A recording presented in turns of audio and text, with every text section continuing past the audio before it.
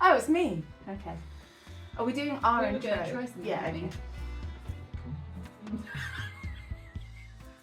I'm up for this. I'm gonna go with a casual one arm.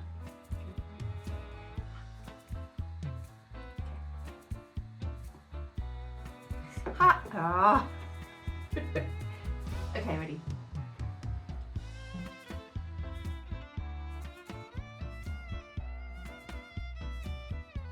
Hello, and we are so excited to have the wonderful singer-songwriter Ben Francis with us today, in between us.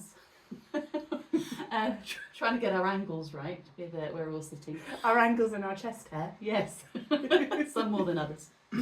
But we are really excited to have you with us on the podcast. Thank you. I'm very excited to be here.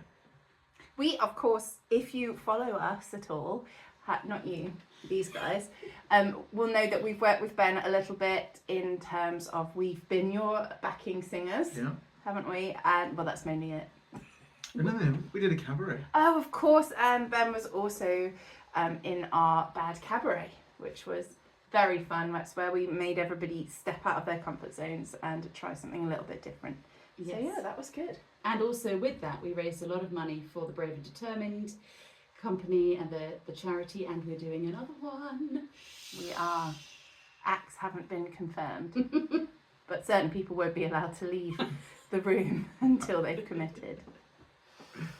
Anyway, it's good to have you here. It's lovely to be here. Thank you for coming.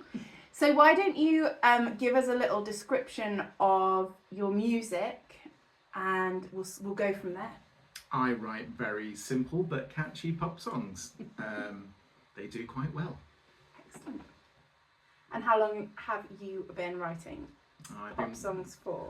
I've been writing pop songs for quite a while now. Pop songs for a while? Yeah, pop songs for a while. Okay. Last 3-4 years. Okay.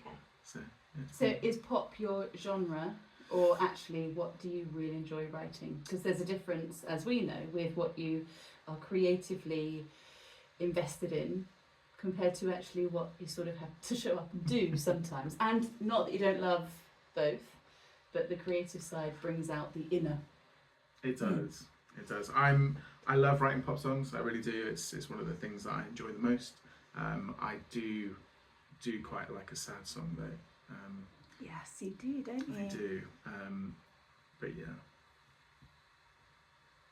When did you first write a song? I was 10. I was Yeah. 10 when I started writing songs.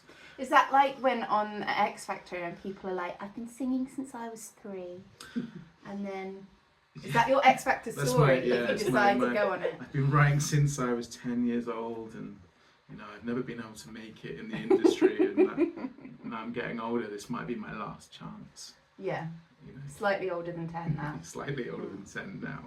Yeah. But Well, so have you been consistently, because a lot of people who are listening to this podcast may not know who you are, believe it or not. We know you have an excellent following on Instagram, but some people may not know who you are. So have you been consistently involved in making music all the time, or was there a point where you decided to start? yeah, I mean, really, it took off again in the last 4 years. I've been writing since 10. I played a lot of music when I was growing up. I was in a band. I was just a vocalist then. Everybody went to university and went to college, and I was kind of left on my own. So I had to pick up a guitar and learn to write things myself. What do you mean left on your own? Left on my own, I know. Socially? Oh, Or yeah. like literally we're coming out with a proper sub story now. Well, the entire band left and went their different ways. Oh, okay. Some of them went to Sri Lanka. Some of them went to university in Sweden or Switzerland, I think, as well. Wow. So yeah, they all went their different ways, and I moved to Taunton, which is not quite the same. But the hub. The hub, yeah, the hub of writing music. And then I did that for a little while, a couple of years, and then had a child, and I had a big chunk of time where I didn't play music. I was still writing, but it was like a good 10 years where I took that period off to raise a child and do whatever he needed me to do, and that was lovely, and being a dad was fantastic. But you know, the thing that was really missing for me was playing live music, and I love playing live. I love being out there and doing that. So I picked the guitar back up and decided to get back out there. Was there a flip point where you decided to? Yeah, it was COVID. Good old COVID. Good old COVID. I spent a lot of time kind of sat indoors as much as everyone else kind of did. And I was thinking, you know, what is missing? And, you know, obviously all the venues and things closed down. And I was like, actually, when it opens back up, I want to be there. And I want to be out, you know, while everyone's kind of taken off guard, and go out and do my thing. So that was our strategy as well. Yeah, it's a great strategy. Yeah, you get ready. I was going to say, you had to be ready. Yeah. And people that actually have been successful the other side of COVID, I mean, you know, as successful like as we are, you know, but we have constantly worked, and we always said it was about seeing the bigger picture. It was working outside of the box of what we were all trapped in, and going, there must be a different way, and going with it. And if you found yourself stuck, I think that's where people sort of couldn't work. I was quite lucky. I had a studio that I was using, which I could go to and use on my own. So I did a lot of rehearsals there by myself, and I went in and started to record a few bits and pieces. And because I had that time to go and do it, and the world was kind of shut down, it gave me so much energy that I could put into something that was creative and something that made me happy. Well, I think a lot of people struggled in COVID to have a creative outlet, and lots of people turned to going to TikTok and to YouTube and things like that. And for me, that's never really been the biggest thing for me. So I just went and I started writing again, and getting ready to perform, so that when the world opened back up, I was ready to get back on stage. So. And do you think having that sort of, as you just said, that period of your life where we can all speak as parents, where you've got children or a child that you are invested in, I mean, that takes up a completely different portion of your brain and your creativity. Yeah. But when you are a creative person, or you are someone that wants to start new stuff, it's difficult when it's niggling, isn't it? So, and I certainly felt that, and we've talked about it before, but sometimes you can't. You can't start until it's right.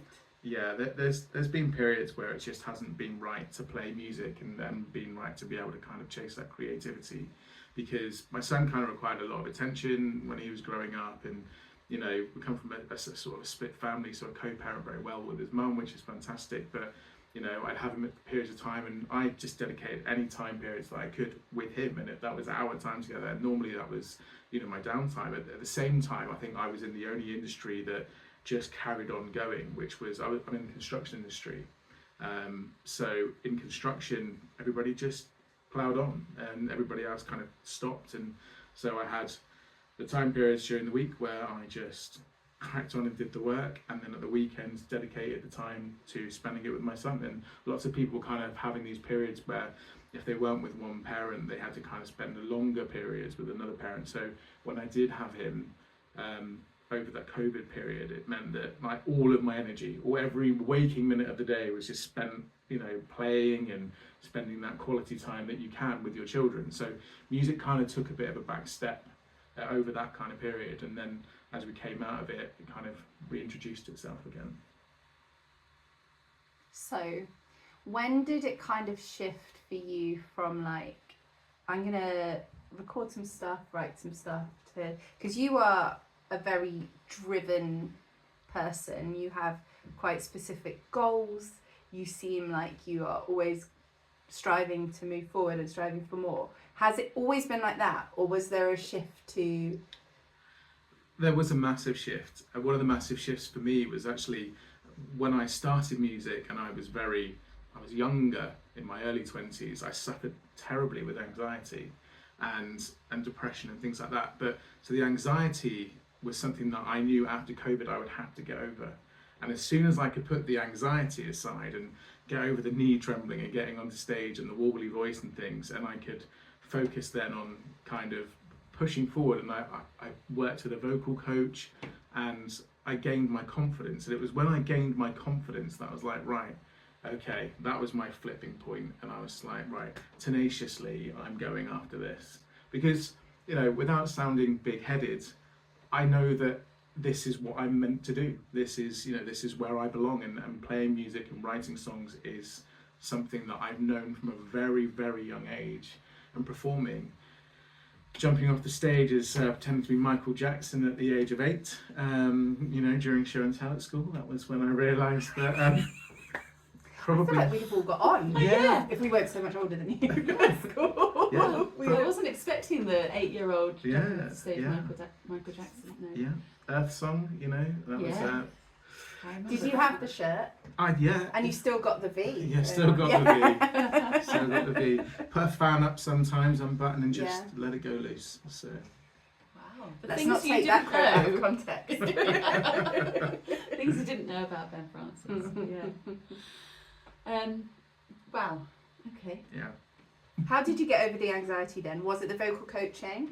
What? Because there's obviously a lot of people, we talk a lot about performing through like feeling a bit shitty or imposter syndrome, but we don't really talk about, because it's not something with performance that we've particularly suffered with anxiety wise. How did you, what kind of advice would you give someone to get over that? Well, I worked with a vocal coach which did help with my anxiety, which was great. But also the other thing that I did that really helped was I was also supporting a covers band, a local covers band, who are really great lads. Some of them were friends of mine from school, and they gave me the opportunity to actually just go and play 15 minutes before their gig. And because they're all friends, it felt like a really safe zone to be in. Okay. And that kind of gave me the confidence. And then gig after gig, you get a little bit more confident. And it is the more you play, the more confidence you gain. And because they're all like, after you've played, it's like, well done, Ben. You know, that's great. And you know, who doesn't love a clap and a cheer? So, you know, after so many claps and cheers, you know, I finally got there, which was great. Because we do talk about that actually, don't we? Like finding a friendly place to build up evidence that what you're doing is good, or you're on the right path, or you at least feel good about it. And so I guess what we used to do it a lot more when we were nervous with shows. We would find, we've talked before about having just a living room full of quite drunk people actually, and just going, is this okay? And then all going, yeah, and actually talking all the way through it. But it's the building up of the evidence, isn't it? Because then when you're nervous or feeling anxious, you can kind of pull on that evidence. I think the more people you feel believe in you, the more you believe in yourself, and that's kind of where that comes from, I think. Yeah. You know, so the more people that would tell me, oh, actually, you're really good, I go, oh, maybe I'm all right, maybe I'm okay. So who are the significant people who have believed in you? It was friends to start off with. It was band members from the bands that I was supporting, and then I suppose it was just other creatives that I spent time around. And I know these guys are local and stuff, and I spent a long time with another musician who is a singer-songwriter, plays an acoustic guitar. It's blue, and he's from Shaftesbury. Connor Smith. It might be Connor Smith.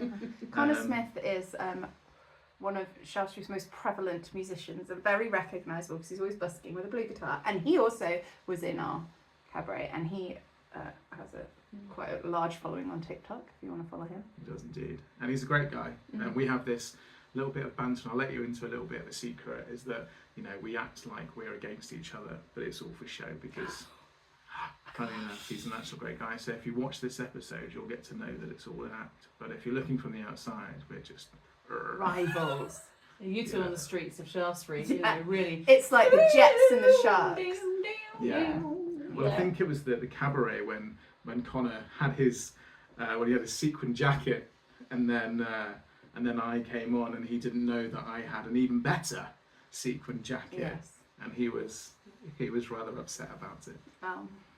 But that, when we were talking about anxiety and sort of putting people in new spaces and building people up, with the Bad Cabaret, we were so privileged to work with such brilliant musicians who said yes, but majority of you, apart from your Michael Jackson moment that we didn't know about, which might have to go into next year's show.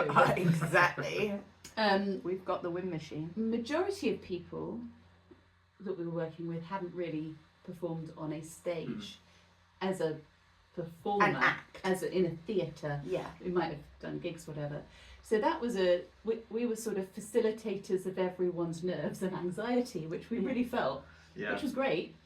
Even as musicians, I think, as you had myself and Connor and another great artist, Pete Robson, and all of us being musicians, we're fine with kind of stick us behind a guitar and, you know, put us in front of a few people and we can sing some songs. And then suddenly there's this slight acting side of things, and people go, "Oh no, I don't know what I'm doing here."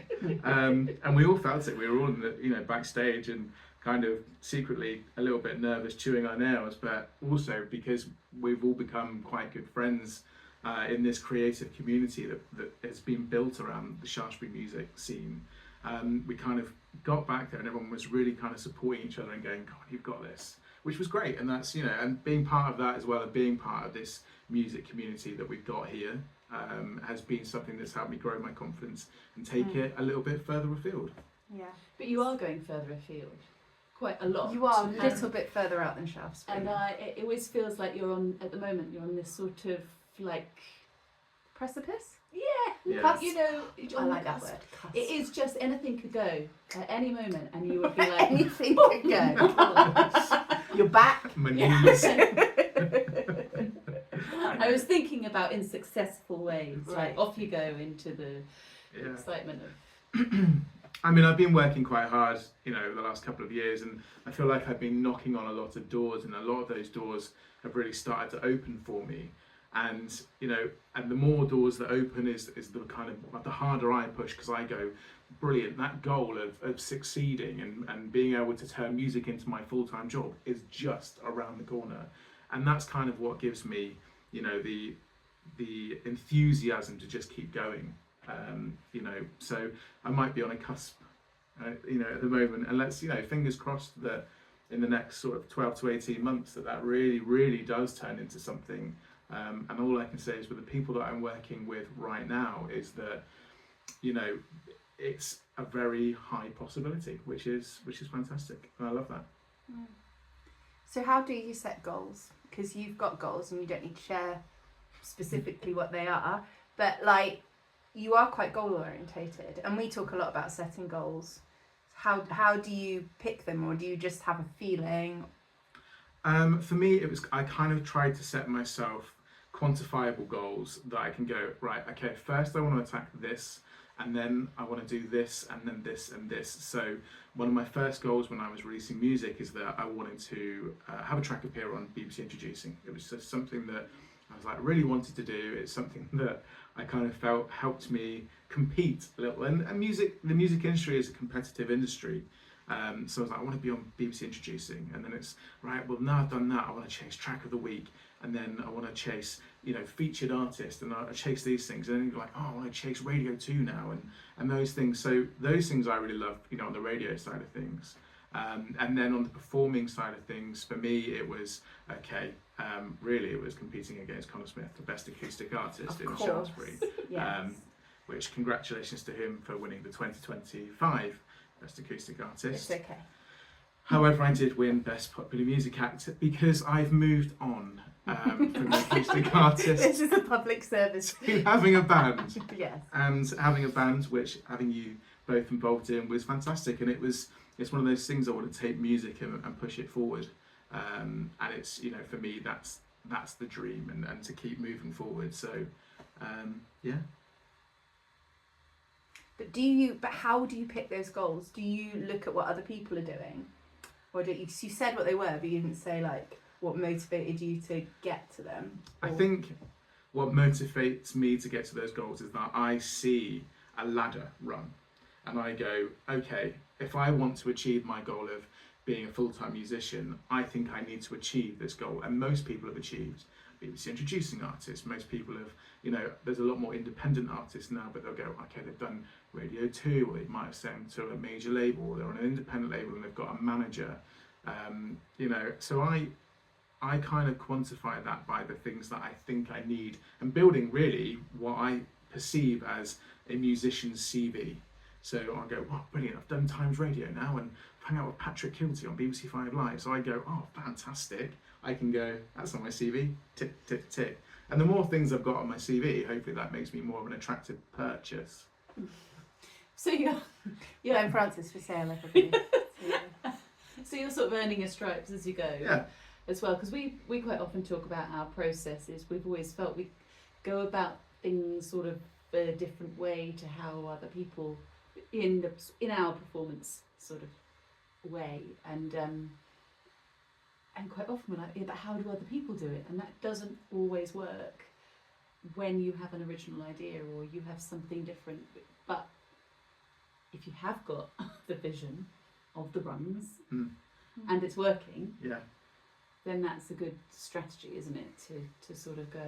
I think it seems to be working for me at the moment, and I'm very lucky that I'm working with some mentors that have already earned their stripes, and they've already done what they needed to do and got to places that are far beyond me at the moment. But by working with these people, they also go, well, yeah, actually, you're doing all right, and you should be doing this. And working with mentors is something as well that I strongly believe is something that can really push you along the ladder, because I've got a mentor who has helped me out now for the last 2.5 years, and he's been my Jedi master, and I've been his young Padawan, and he just kind of goes, okay, Ben, you need to do this now. So yeah.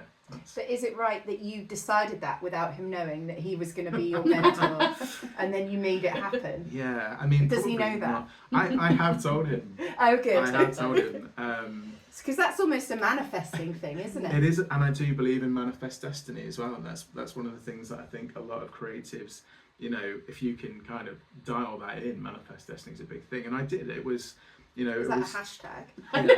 Hashtag manifest destiny. That was a bigger word than I was expecting to come out of your mouth. Yeah, Sorry. That's all right. I know, it's because I normally write songs with 4 chords. I was expecting manifesting. I wasn't. Yeah, destiny caught me by destiny. surprise. It's because it sounded like a vasectomy or something. Yeah. Manifest destiny. Yeah, anyway. Yeah. Don't manifest one of those if you... I am not manifesting a vasectomy, it's No. all right. Okay. Well, So, each to their own. Exactly. But manifest destiny.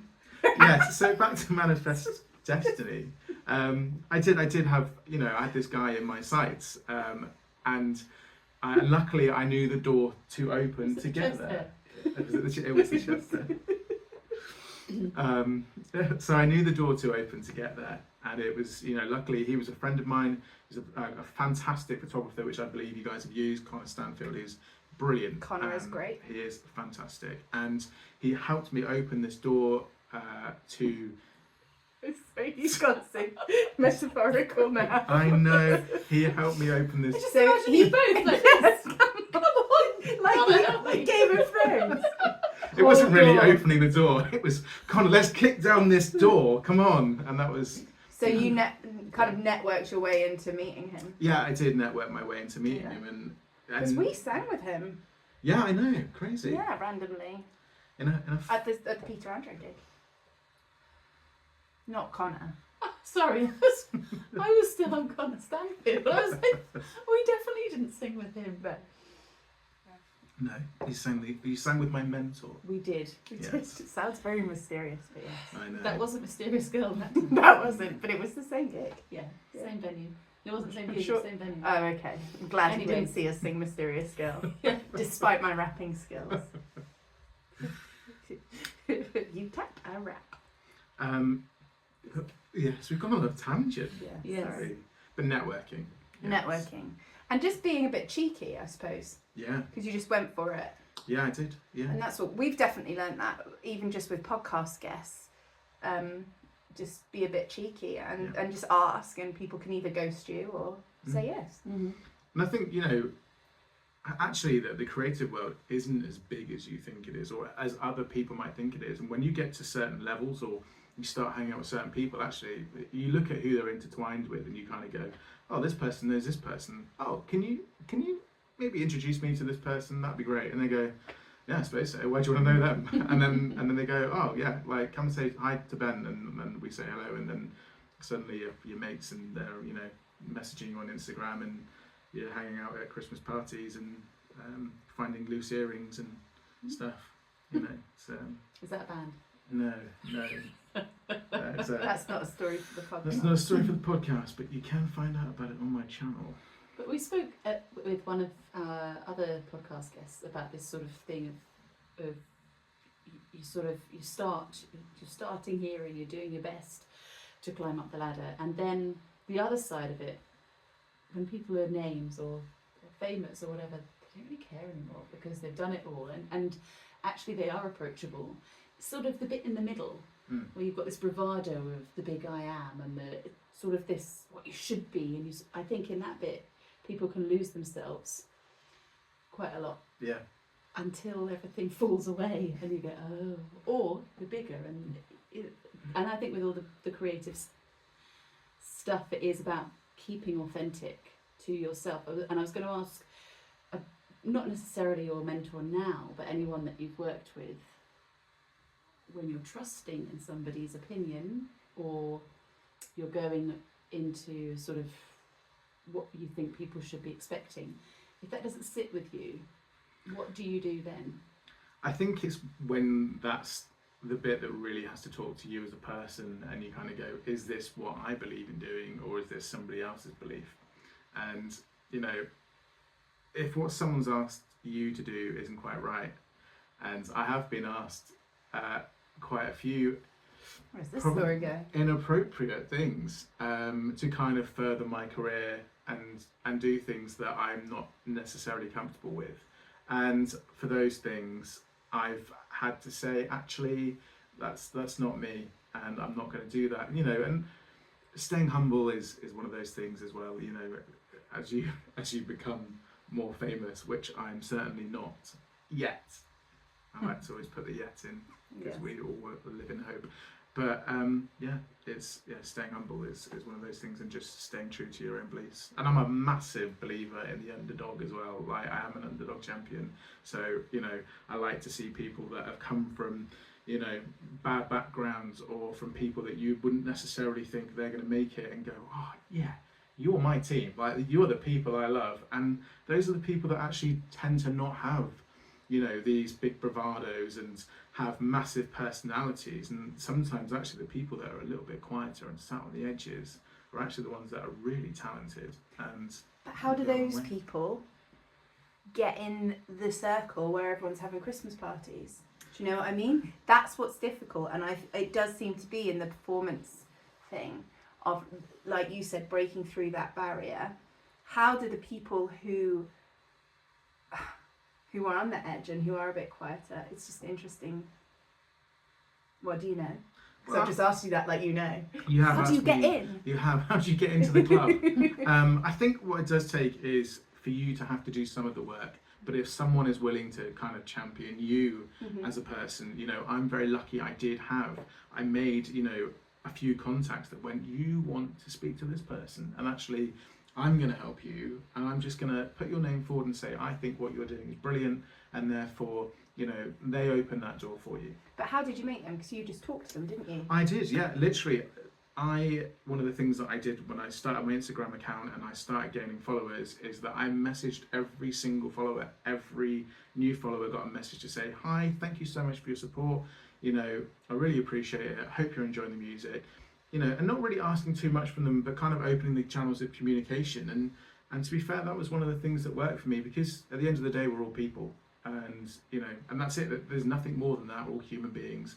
And everyone just likes to have a chat sometimes. And I was lucky enough, was actually chatting to a psychic, and they went, I'm going to put you in touch with somebody. Was it Tarot Card Pete, our friend Tarot Card Pete? It wasn't Tarot Card Pete, no, but it wasn't free tarot cards either. They actually just sent them a message and went, you want to listen to this guy? He's got a really great voice. That's less mystical. It is less mystical. But it was nice, you know, again, someone just championed me and went, you know, they've got a great voice, put me in touch. And I'm always skeptic of like, okay, yeah, sure. But, you know, and then they went, here's my number. And then and then you kind of go, okay. And then you have to have that brave or stupid moment where you go, ring, ring, ring, ring. What, you rang them without messaging them? Yeah, because here's my number, and then you just ring them, and then they go, and I go, Hi. That would have to be Susan's job. You're very good at phoning people nowadays. I'm getting better. Mm. Yes. Because of the advice on this podcast. Stick with Ben Francis and you'll go a long way. It's funny the fear of a phone call though, isn't it? Mm. A text is so easy to hide behind. Mm. It But you've is. got a sales background. I do have a sales background. And Did you they're used to try always and sell? great. I used No one wants. caravans. I used to sell caravans. That was, yeah, I did that. A long time ago in my early 20s. You know, I sold caravans for a living. I did that for 3 and a bit years. But sales you does kick in. It does. Because I've watched you network, and sales Ben Francis does kind of, it's not a false thing, it's just you're obviously experienced in speaking to people, genuinely finding out about people and finding a common ground and then going with it, and it's quite an interesting watch. It is, and I think if anybody is lacking confidence, one of the things that they should try and do is, one, just get a part-time job behind the bar or get a job in sales. No. I did one shift. No. One shift trying to sell conservatories. I couldn't go back. I had to phone and say, I'm sorry, I can't come back. They frightened me so much that I was talking to these people that were so cross that they'd come in from the garden and it was just me on the phone. But I couldn't get over it. But the bar thing, yes. Yeah. I find a lot of musicians are either sales or front of house. Yeah. Because it's their strength anyway, is wanting to connect with people. And we've talked before about service industry as kind of, it is performative. So you are learning how to perform when you don't feel great. Well, you have to show up. Yeah. You have to show up, whatever. And again, when we've talked about performing through trauma, like you say with anxiety and any sort of trauma, sometimes there is a point where you can't show up. Yeah. But actually, the majority of the time, you have to. You do. Exactly it. Somehow. You know, and you know, showing up is one of those things that, you know, that we do as creatives and things. And I know there are some gigs that you go to and you're playing to 4 people, they're not really listening, and you just go, do you know what? I could just stop now, and I don't think they'd care, and you know, I'll just go home. But I did enjoy playing that one gig to kind of the photographer and the barman, and the barman paid me, so Well, that's it. Paid rehearsal. paid rehearsal. Much like us and the goats. Exactly. Yes, much like. Was the barman very goat-like? Only if you call him a barman. Oh. No. You can cut that bit. I'm not going to. That joke is now going to be on the internet. What about writing songs then? What about when you sit down to write and you're ready to create and you set your goals and all that stuff, and that kind of putting that aside, when you begin to write, what's your process with that? My process hasn't changed since I was 10 years old, and for all the songs that I've written, So it's the 4 chords then as well. it's still 4 chords. To be fair, I've increased. I think I've learned 6 or 7, and my band will tell you. You know, sometimes I'll put in a different chord, and they'll go, "Cool." I had a different rhythm I know. as well. I know. One of them throws me completely because I'm like, Yeah. hold on. Hang on a minute. Oh. I know. You should see what we're working on in a minute. Anyway, There's different podcast. I know. There's at least 8 chords in this next one. Wow. Yeah, I know. But no, the process has always been the same. That I'll sit down, you know, and I'll write a melody normally on guitar, which is where that's what I started playing when I was younger. Sometimes now I'll experiment and play with a bit of piano, but it's always pencil and paper. And I don't know why. It's how I learned to do it, and I guess it was because you could always rub it out, so it didn't matter. And then that's it. And it doesn't matter, you know, people now write on their phones and their laptops and whatever else, but it feels like there's a connection between the pencil and the paper, and that's it. And sometimes, you know, it doesn't take me, I'll have long periods of time where I don't write anything, and then I have periods of time where I can pick up a pencil and within an hour I've written a song, and the song is nearly complete. It's already there. It's kind of, you know, or sometimes, and I think I don't know if a lot of creatives do this, but I'll have a dream about a song and I'll wake up and I'll write the song. God, if we wrote dreams about our songs, songs about our dreams. Or It'd be dreams really about us, weird. yeah. Yeah. It'd be weird. but I dream the lyrics and I dream the melody, and then I'll go and pick up an instrument, and and those were the good days when I didn't get up for work on time and things, and I was always late and it didn't really matter.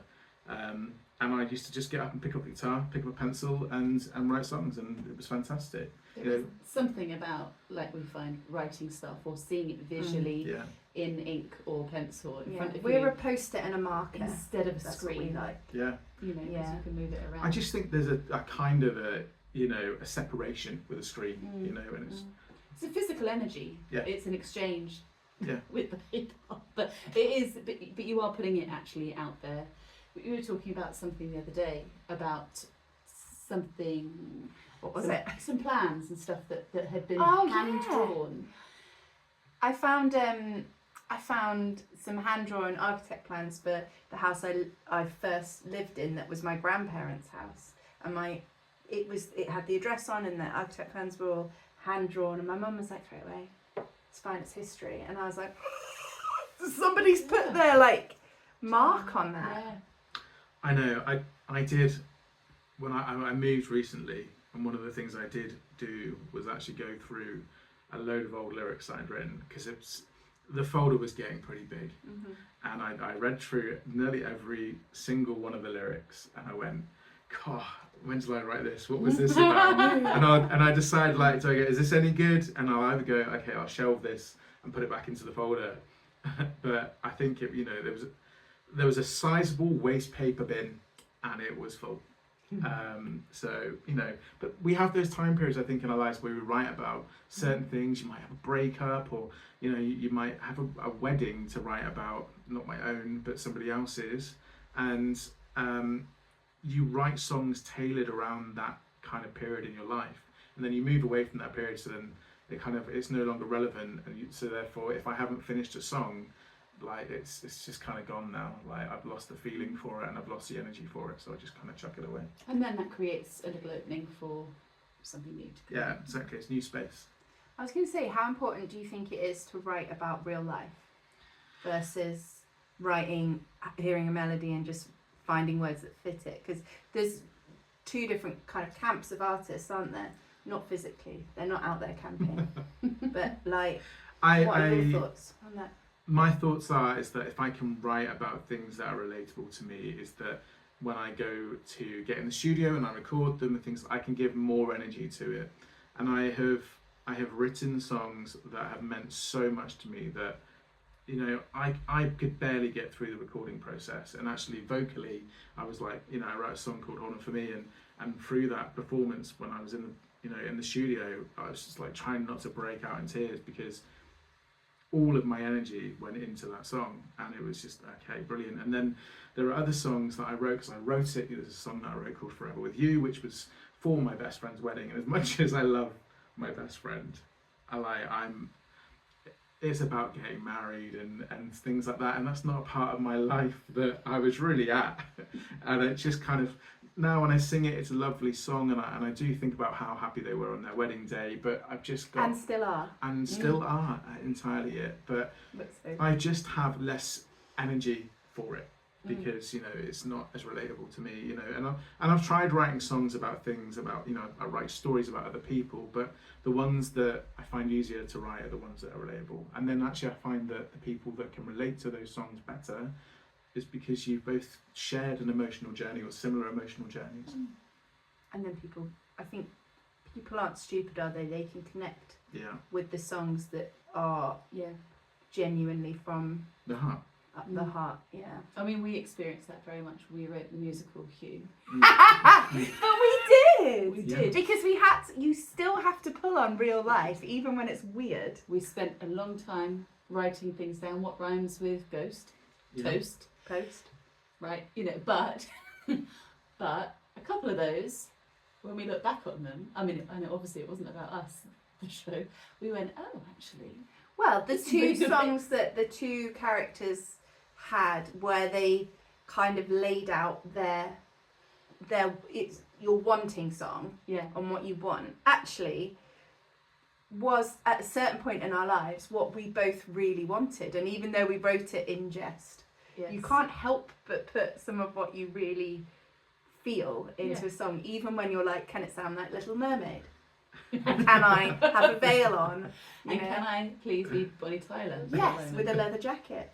We're all about making dreams come true. I must say that one of the songs that I've heard recently that sticks in my head a lot, and I think is actually probably one of the most relatable parodies, I guess you'd call it, that you've written, is a song called "Don't Be a Dickhead." Dickhead, you can say. Yeah, don't be a dickhead, Yeah. and it's brilliant. One of those you have to go.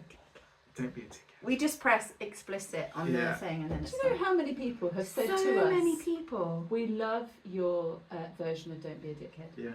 It's a parody to Don't Be a Stranger. Dina And Carroll. We really need to put it out You do? because We it do. seems to be connecting with people. Yeah. Feels like it needs a video, like Yeah. an 80s video It with does. some smoke. I really want and like another legend. like- Leather jacket again. well you have a leather jacket. I really want like the glitter that makes a noise. Yeah. I can't make the noise. Like a Care Bears rainbow though, I think. Okay.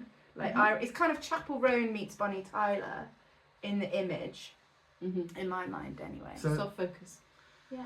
The leather jacket, that's a move on from your bomber jacket and combat pants days then. It is, but that's a different Podcast. different chat. Yes. Yeah. But thank you for saying that. Well, but we wrote that because it's funny, but we wrote it because it's true. Yeah. We really meant it. Like it's a warning to ourselves to just catch yourself when you're like on the edge and you're gonna be a dickhead. Mm. To just think to yourself, don't be a dickhead. Yeah. Mm. Well, Thanks for saying that. I think you need to make a version, that Okay. people Yeah, can listen to okay. online. Maybe we could use a band at some point. Just Or- throw or- that Can the together. band do it? Yeah, I'm sure they can. Could they dress like what's that video where all those women are in like Yeah, in the stilettos? white. But What's his can name? Peter Gabriel. Yeah. but the women are in the back. Yeah. With red lipstick. Can the band be in red lipstick doing Yeah. this? I'm sure they could. In fact, I think That's the vision. my bassist, he's Ben the bassist, Ben the Heartthrob bassist. Yeah. Mm. Then he would look great in lipstick and yeah. I think they'd all look great in stilettos, to be fair, and a bit of lipstick. Yeah. We've digressed again. Okay. Well, I wanted to talk a little bit before we went. serious. Well, Pull it it back. is. Let's pull it back in. Okay. I'm straight face. About your passion for mental health Yeah. and making that something that people talk about, and it's something you've been quite open about on your stories and in your social media, Yeah. and that's really important. But why do you think that it is important for musicians, and why have you included it in your branding? Because you have, not as a selling point, but I think really the reason that I'm behind mental health awareness is because I suffered for a very long time with my mental health growing up. As a teenager, well into my 20s, and even up until the very early 30s. Which I'm obviously just not. I'm just past now, so that's fine. And it was really prevalent for me, and it was the one thing that actually stopped me being creative. So in the creative side of things, it's something that I support, but also because I've had a family member, very close family, my uncle, who died, and that was through depression. And so it's something that I want people to be aware about, because I also work in the construction industry, which is always been very lads, and kind of everybody puts on a brave face no matter what they're going through. And actually, I think people need to realise that depression and anxiety and things like that, they aren't taboo subjects anymore, and that everybody should be talking about them, because it doesn't take 2 minutes just to go, hey mate, are you alright? And then just go, hey mate, are you actually alright? Because we all have those days you go, yeah, I'm fine, and then you go home and cry into your pillow. And I think it's important to do that. Also, without the question, hey, you're not all right. Yeah. Come on, let's get you out of the situation. Because sometimes the question is too hard to answer. Yeah. As well. But yeah. because the Brave and Determined talk a lot about the farming industry and the construction industry, Yeah. about the statistics in there about people taking their lives through depression and things Yeah. like that are really, really much higher than any other industry. So it's a really good link for you to be representing that. Do you get any resistance from it, or do people talk to you about it? No, actually, or? I think what has happened is that more people are opening up to me about things because I'm such an advocate for mental health awareness. People now kind of go, actually, like, I could probably talk to Ben about it, and because people know I've been through it, and because I'm very open about it, and I don't have any shame in saying, you know, I've been through the struggle, that, you know, people go, oh, actually, like, he might be able to relate to this, so I can kind of open up a little bit, and, you know, and actually other, you know, through other musical avenues, people have also approached me to say, can you come to this? So, you know, I was in Swansea the other day doing a gig for the Samaritans to raise money, because that's an important, you know, important charity to be part of. Being part of the Brave and Determined, who I love these guys, absolutely brilliant. You know, And they love you. and they love They me. do It's love reciprocal. you. And being part of the Bad Cabaret and raising money for them is also really important. You know, because they do a great job here locally, and to have a local charity that, you know, are really giving so much to mental health is really important. And it's, you know, I think that the more we can just kind of go, it's normal to feel these feelings, and actually it's okay to kind of say I'm not okay, and it's okay to kind of seek help, you know. And you know, that's why I'm a big advocate for it. You know, I've been through it. I've you know, had my own family go through it, and I've had to deal with the consequences of what mental health can do. And it is worth saying, just to anyone who's listening, if you do feel like you need to reach out to someone and you don't know, we can thoroughly recommend the Brave and Determined. It's called the Brave and Determined. Is that just it? The full name of it?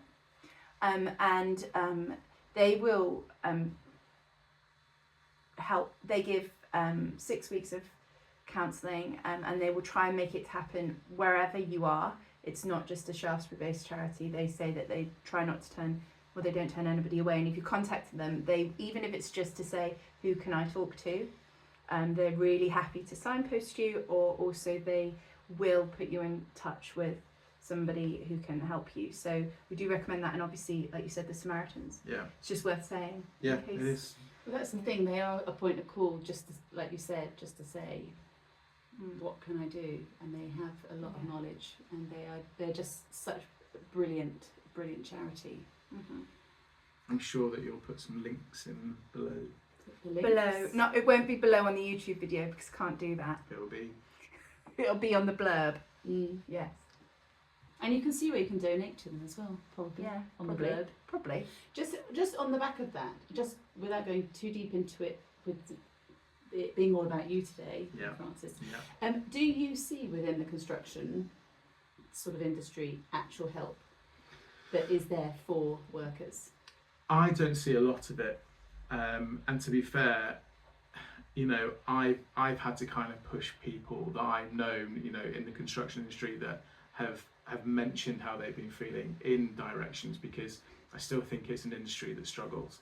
And it's not, you know, as much as we've got, and I deal with this, you know, I own a construction company, I look after a lot of guys, and, you know, we talk about manual handling, we talk about, you know, all these other things that affect our health, you know, respiratory things, but mental health is the one thing that still people don't really want to mention either. And it's kind of like, okay, you know, we do toolbox talks in the construction industry, and I actually received one of the toolbox talks about mental health at the beginning of the year, and I looked at it and I was going through it and I was like, okay, how do I make this relevant to my guys? Because, you know, it is very generalized, and, you know, and the help isn't just readily there. It should be on a HSE poster, is what it should be.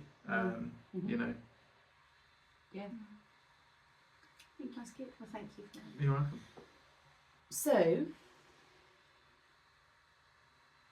as we sort of head towards the end of our chat about all sorts, I do feel that there should be another whole chat about what you've been asked to do that you've said no to. Yes, Michael Jackson impersonations, and more. But within, leaving construction aside, maybe, but as someone who is still having to juggle all the jobs, and someone who maybe is full of anxiety and is just desperate to get themselves out there, we quite often say, what would you say to your younger self? But whether it's your younger self or someone who's just sort of stood on the cusp of whatever that looks like. Yeah. What would your advice be? I think you just have to go for it, you know, and you just have to kind of not be too scared. If you're going to knock on those doors, some of them aren't going to open. Some of them aren't even going to bother answering, you know.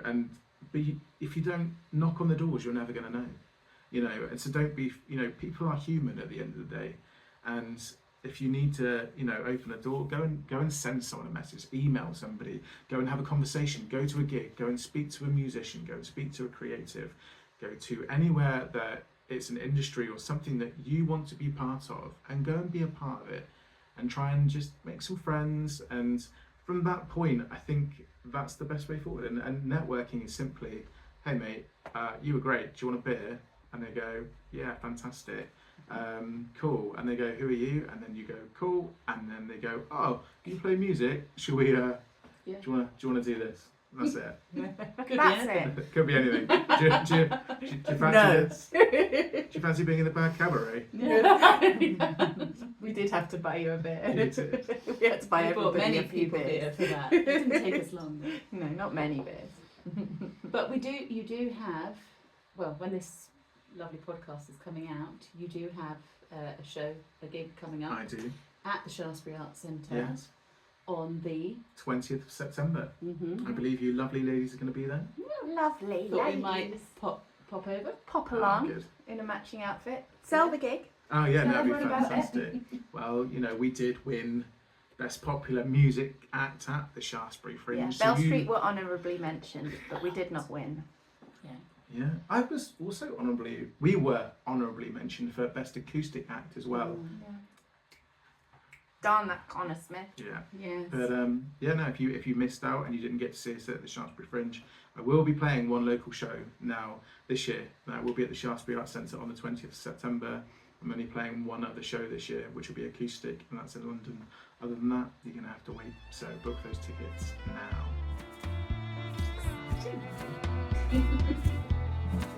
Oh, we need to say, well, thank you.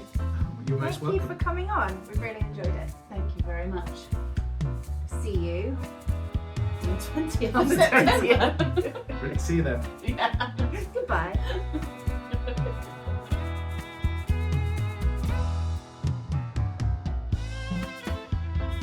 That's all it's weird to say.